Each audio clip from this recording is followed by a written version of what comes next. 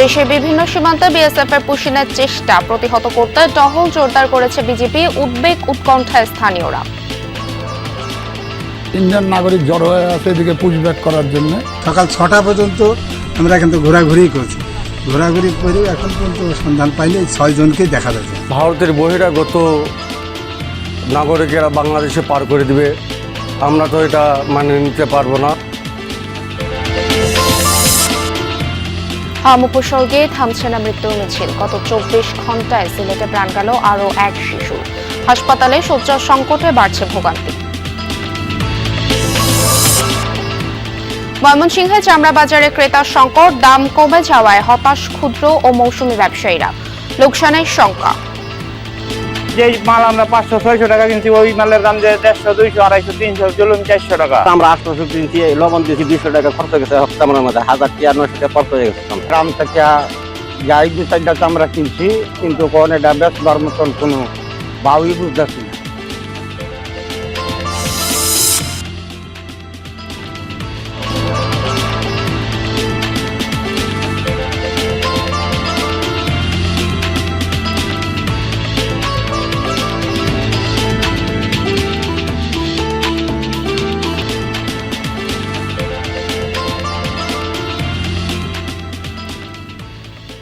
আমন্ত্রণ সংবাদ সারা দেশে, আপনাদের সঙ্গে আছি আমি স্নিগ্ধ পুরপি। এতক্ষণ শিরোনাম দেখছিলেন, এবারে জানিয়ে দেব পুরো খবর। মেহেরপুরে তেঁতুলবাড়ি সীমান্ত দিয়ে 6 জনকে পুশিনের চেষ্টা করেছে বিএসএফ। ভোরে হাটপাড়া সীমান্ত দিয়ে তাদের বাংলাদেশে ঠেলে দেওয়ার চেষ্টা করে ভারতীয় সীমান্তরক্ষী বাহিনী। এ সময় স্থানীয়রা বিষয়টি টের পেয়ে বিজিবিকে খবর দেয়। পরে ঘটনাস্থলে গিয়ে বিজিবি বাধা দিলে পণ্ড হয়ে যায় পুশিনের চেষ্টা। বর্তমানে তারা শূন্য রেখায় ভারতের অংশে অবস্থান করছে। সীমান্তে কঠোর অবস্থানে রয়েছে বর্ডার গার্ড বাংলাদেশ বিজিবির সদস্যরা।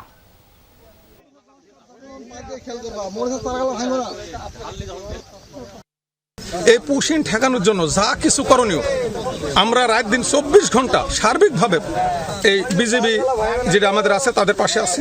তাদের দেশের লোক আমার দেশে পুশিন করছে কেন? তারা অবৈধ লোক আমাদের দিকে আমার দেশে কেন পাঠাচ্ছে? সে নারী, শিশু, বৃদ্ধ সহ 6 জন লোককে আজকে ভোরবেলা অর্থাৎ ফজরের সময় গেট খুলে আমাদের দিকে দিচ্ছিল। আমাদের টহল ফাঁটি এখানেই ছিল, তো এই টহল ফাঁটি তাদেরকে ওই দিক থেকে আসতে দেখে ওখানে হোল্ড করা এবং কি এইদিকে না আসার জন্য মাইকে অ্যানাউন্স করলে তারা ওই দেখতে পাচ্ছেন আপনারা প্রায় 50 গজ ভারতের অভ্যন্তরে ওখানে তারা এখন অবস্থান করছে। বাংলাদেশ মায়ানমার সীমান্তে আমাদের টহল কার্যক্রম চলমান। এদিকে গতরাতে মিয়ানমার থেকে বাংলাদেশে অনুপ্রবেশ করেছে খুমি সম্প্রদায়ের 47 জন। বিষয়টি নিশ্চিত করেছে বিজেপি 38 বলিপাড়া ইউনিয়ন। বিজেপি জানায় আরাকান আর্মির নিপীড়ন থেকে রেহাই পেতে বাংলাদেশে অনুপ্রবেশ করেছে তারা। খবর পেয়ে রেবাক্রির হুইকু খুমিপাড়া থেকে তাদের হেফাজতে নেয় বিজেপি। তাদের ফেরত পাঠানোর কার্যক্রম চলমান রয়েছে।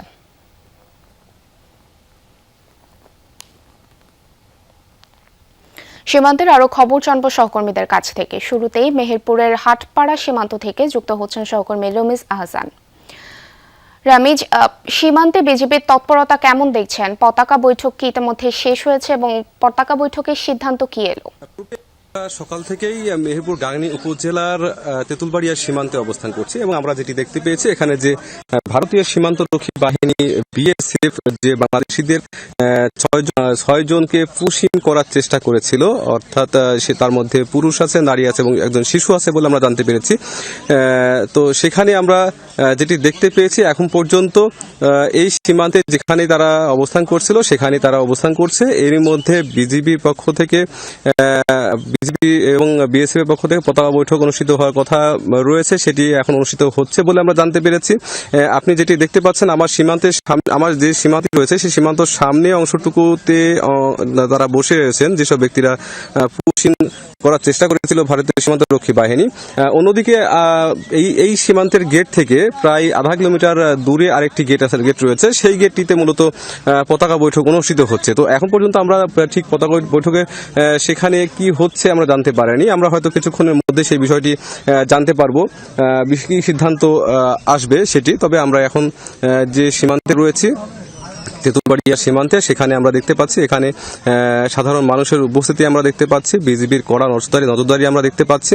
সাধারণ মানুষ অনেকক্ষণ ধরে এখানে উপস্থিত হয়ে আছেন এবং তারা উৎসুক হয়ে আছেন যে কি সিদ্ধান্ত আসবে সেটির অপেক্ষায় আছেন। এবং বিজিবির সদস্যদের আমরা দেখতে পাচ্ছি, বিজিবির সদস্যরা এখানে প্রচন্ড রোদের মধ্যেও তারা কঠোর অবস্থান নিয়ে এখানে রয়েছেন, যেন কোনো ধরনের পুশ ইন না ঘটে সীমান্তে, এবং তার সেজন্য কঠোর অবস্থানে রয়েছেন পূরবী।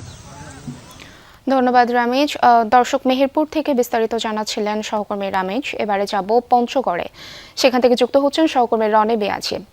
রনি, গতকাল যাদের পুশিনের চেষ্টা করা হলো তাদের কি ফিরিয়ে নিয়েছে বিএসএফ, এবং বিজেপির তৎপরতা কেমন দেখছেন? জি, আমি এই মুহূর্তে রয়েছি বড়বাড়ি সীমান্তে।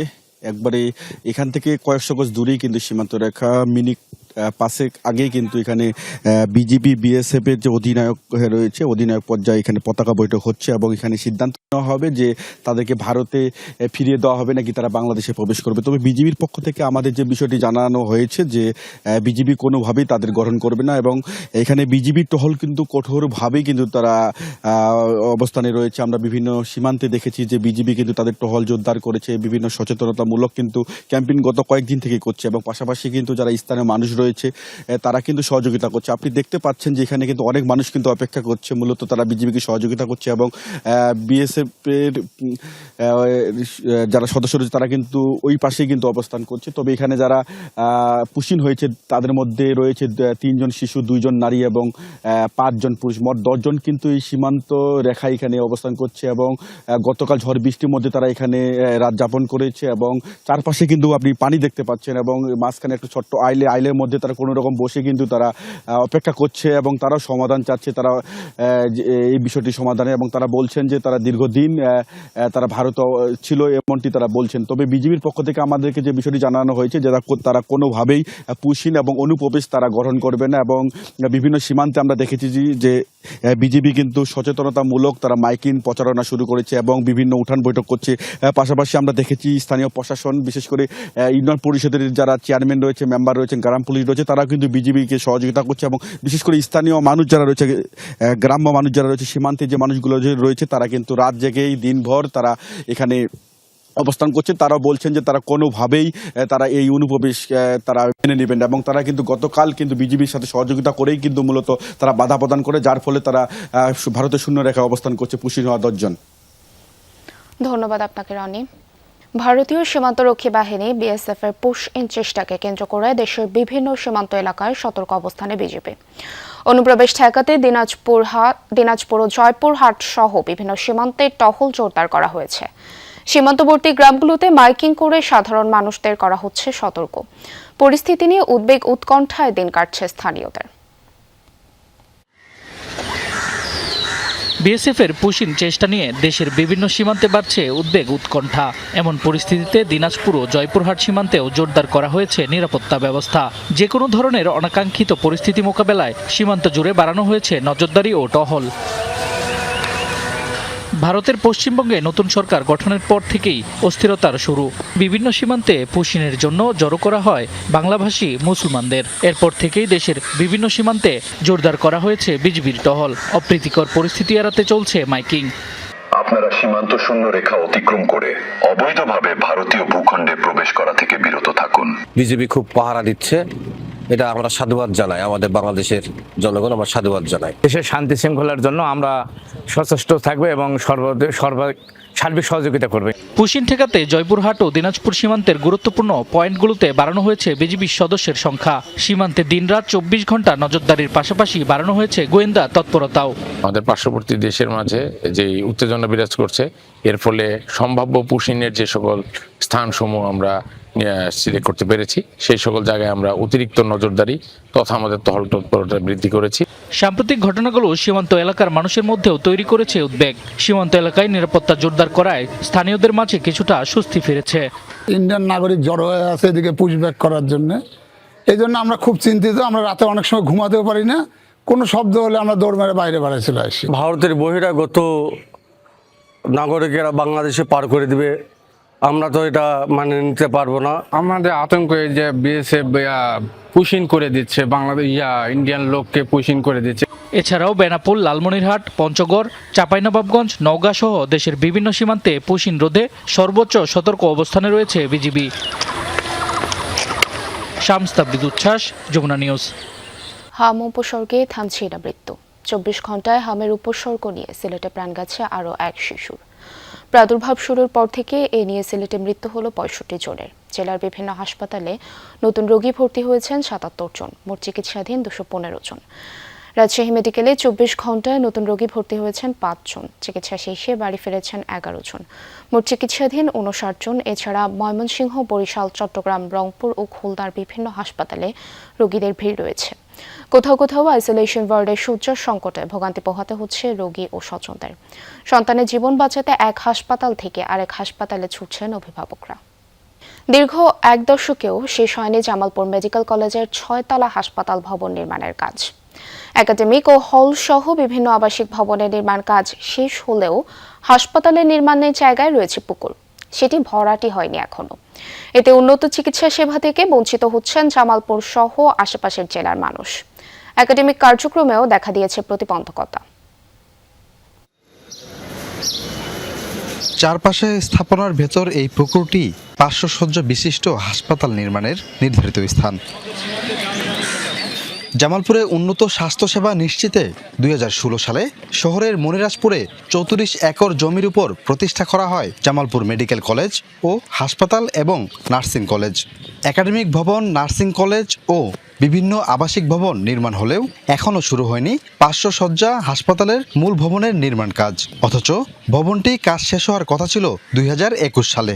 আমাদের অলরেডি 4টা ব্যাচ একসাথে ক্লাস করতে হয়, যেখানে আমাদের একটা ডক্টরস রুম আছে, সেখানে আমরা এক ব্যাচ যদি ক্লাস করতে পারি, বাকি ব্যাচগুলোকে হয়তো বা বেডের পাশে দাঁড়াতে হয়। 250 শয্যার বিপরীতে আমাদের 500 থেকে 1000 পেশেন্ট ভর্তি থাকে, যার কারণে কনজেস্টেড এরিয়ার মধ্যে আমাদের যে ক্লিনিক্যাল প্র্যাকটিসগুলো বা ক্লিনিক্যাল ক্লাসগুলো, সেগুলো আমাদের দক্ষ টিচার এবং কোঅপারেটিভ টিচার থাকা সত্ত্বেও আমরা সেগুলো ক্লাসের অভাবে ভালোভাবে করতে পারি না। হাসপাতালে আইসিইউ না থাকার কারণে, বিভিন্ন সমস্যার কারণে, বিভিন্ন ফ্যাসিলিটিসের সমস্যার কারণে আমাদেরকে রোগীদেরকে রেফার করতে হয়।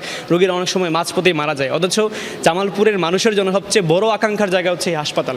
জামালপুর সহ পার্শ্ববর্তী শেরপুর, কুড়িগ্রাম, গাইবান্ধা ও টাঙ্গাইল জেলার কয়েকটি উপজেলার 50 লক্ষাধিক মানুষের চিকিৎসা সেবার স্থান জেলার 250 শয্যা হাসপাতাল। তবে প্রতিনিয়ত ধারণ ক্ষমতার 3 গুণ বেশি রোগী থাকে সেখানে। চাপ কমাতে দ্রুত মেডিকেল কলেজের নির্মাণ কাজ শেষ করার দাবি তাদের। অতিরিক্ত রোগীর চাপের কারণেও ওখানকার অবকাঠামো ইতিমধ্যে অনেক কনজেস্টেড হয়ে গেছে, ওখানে আমাদের সার্ভিস দিতেও খুব কষ্টকর হচ্ছে। আমাদের বর্তমান যে জামালপুর মেডিকেল কলেজ হসপিটাল, এটা হচ্ছে ভূমিকম্পের ঝুঁকিতে আছে। তাছাড়াও হচ্ছে এখানে হসপিটালে রোগীর সংখ্যা অনেক বেশি। এখানে আমরা যখন ক্লাস করি দাঁড়ানোর সুযোগ থাকে না। সমসাময়িক সময়ে আপনারা জেনে থাকবেন আমাদের টাঙ্গাইল মেডিকেল কলেজ আমাদের জামালপুরের পাশের জেলাতেই, সেখানকার বাজেট এখানকার বাজেট প্রায় কাছাকাছি ছিল। তো ওই মেডিকেল কলেজে দেখা গেছে কততলা হসপিটাল, 14 তলা না কততলা হসপিটাল কমপ্লিট হয়ে গেছে, বাট আমাদের মেডিকেল কলেজে আজকে 12 বছর পরও এই হসপিটালের জায়গায় পুকুরে মাছ চাষ করা হইতেছে। অধ্যক্ষ জানালেন, হাসপাতালের কার্যক্রম না থাকায় ইন্টার্নের সুযোগ পাচ্ছে না মেডিকেলের শিক্ষার্থীরা।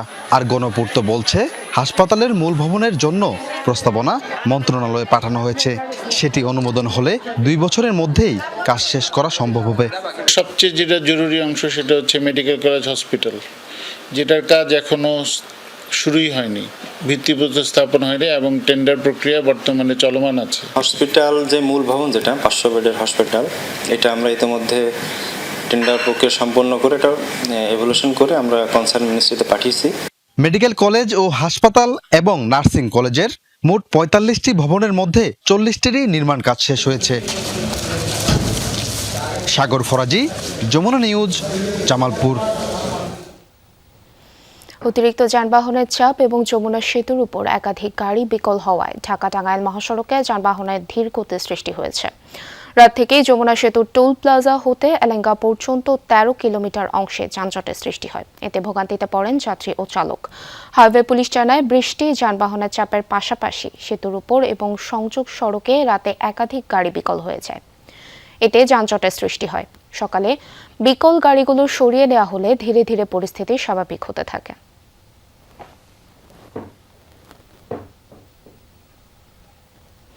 এ বিষয়ে আরো জানাতে টাঙ্গাইল থেকে যুক্ত হচ্ছেন সহকর্মী শামীম আল মামুন। শামীম, বর্তমানে মহাসড়কের পরিস্থিতি কেমন দেখছেন, বিস্তারিত জানাবেন।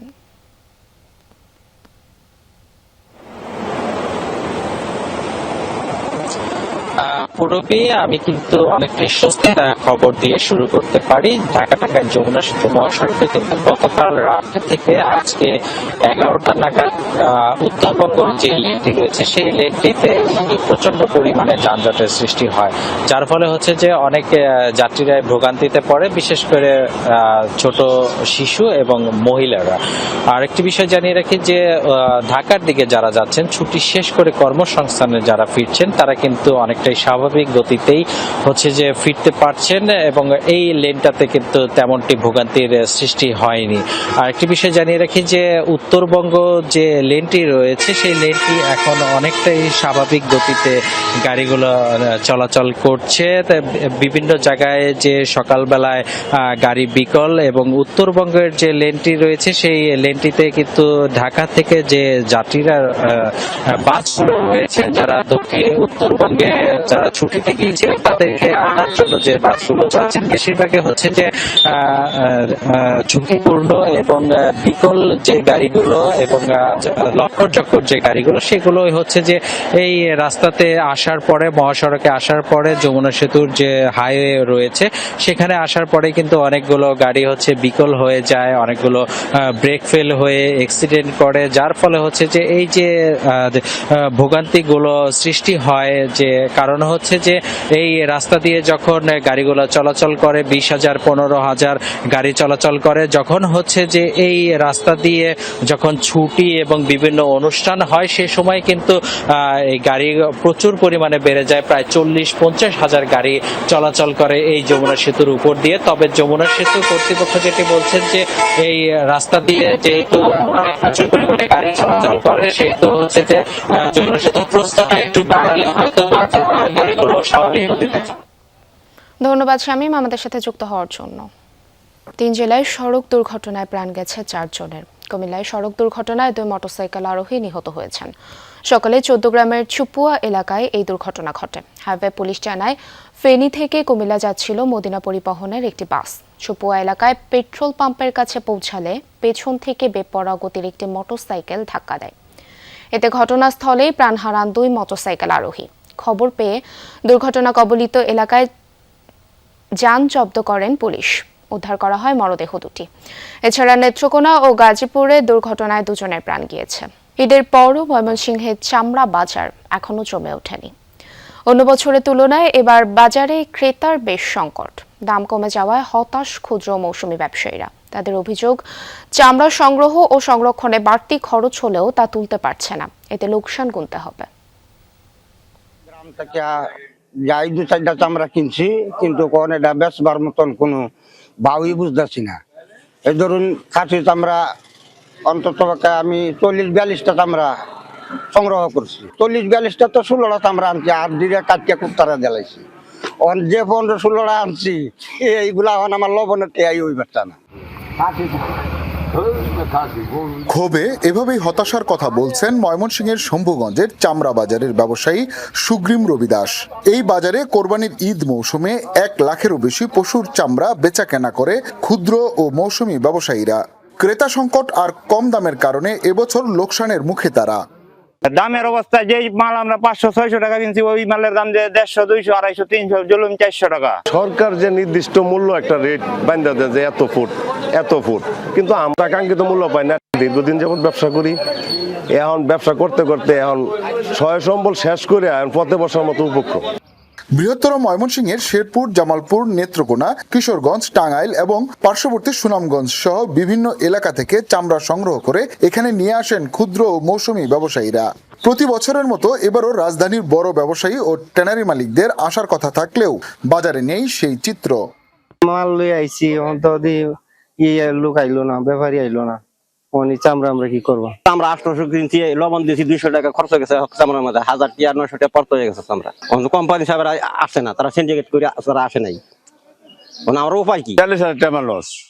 কত বাস আমরা বেঁচে গেছি, শেষে চামড়া 80 টাকা করে বেঁচে গেছি, গরুর চামড়া 80 টাকা। প্রতিটি চামড়া সংরক্ষণে লবণ, শ্রমিক, মজুরি ও পরিবহন খাতে 200 থেকে 300 টাকা ব্যয় করতে হয়, অথচ বাজারে এখন অনেক চামড়া বিক্রি হচ্ছে 300 থেকে 500 টাকায়। সরকার 30 টাকা ফুট দিচ্ছে, একটা চামড়া 20 ফুট 600 টাকা দাম, আমরা 300 টাকা করে কিনে গিয়া সরকারের কয় কিনবার পাশে তো সরকার কোনো পদক্ষেপ নেয় না। মানে যারা এটা ঘোষণা করে তারা যেমন সাহস দিয়ে আমরা উৎসাহ কিনা হয়, যদি পাশে ফার্স্ট আসলে আমাদের সাহায্য এটা করে দিত তাহলে হয়তো আমরা ভয় পাইতেন। ঈদ-পন্থীদের আগের দিন মধ্যে কয়, পরে নাক ডেকে ঘুমায়। বৃহত্তর শিল্প, চামড়া শিল্প আজকে প্রায় ধ্বংসের পথে। আমরা চাই যাতে এই শিল্পটা টিকে থাকে, বাংলাদেশ অর্থনৈতিকভাবে লাভবান হয়। ব্যবসায়ীরা বলছেন, দ্রুত বিক্রি না হলে চামড়া নষ্ট হওয়ারও আশঙ্কা রয়েছে। চামড়ার ন্যায্য মূল্য নিশ্চিতে কার্যকর পদক্ষেপ নেওয়া না হলে আগামী বছর এ খাতে ক্ষুদ্র ব্যবসায়ীদের আগ্রহ আরও কমে যাবে। হুসাইন শাহিদ, যমুনা নিউজ, ময়মনসিংহ। এই ছিল সংবাদ সারা দেশের এখনকার আয়োজনে। এতক্ষণ সাথে থাকার জন্য ধন্যবাদ।